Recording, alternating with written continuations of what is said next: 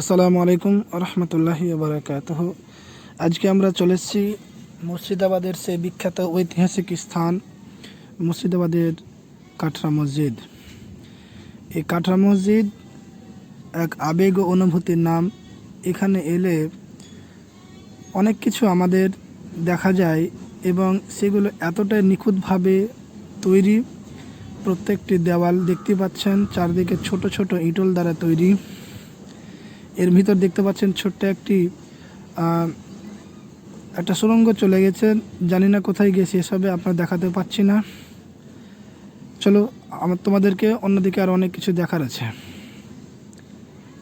দেখতে পাচ্ছেন আমরা চলে এসেছি সেই ভিতরে মসজিদের এবং সেই চারিদিকে দেখে আনন্দ এবং মন উৎফুল্ল হয়ে উঠছে। শুধু চারিদিকে যেদিকে তাকাই দেখতে খুব ভালো লাগে। এই মুর্শিদাবাদের কাটরা মসজিদ মূলত 1723 থেকে 1724 খ্রিস্টাব্দের মধ্যে নির্মিত হয়েছিল। এটি একটি ঐতিহাসিক স্থান।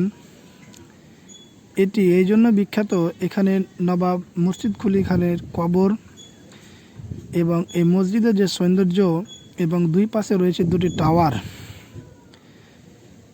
আপনাদের এটি মসজিদের ভিতরের অংশ দেখতে পাচ্ছেন চারিদিকে কত বড় বড় মিনার, তার উপর দেখতে পাচ্ছেন বড় বড় গম্বুজ। সেই গম্বুজগুলোর মধ্যে প্রায় 2-3টি গম্বুজ ভাঙা পড়ে গেছে এবং আরও যেগুলো রয়েছে সেগুলো দেখি কত কি মনে হচ্ছে যে না জানি কিভাবে তৈরি হয়েছে।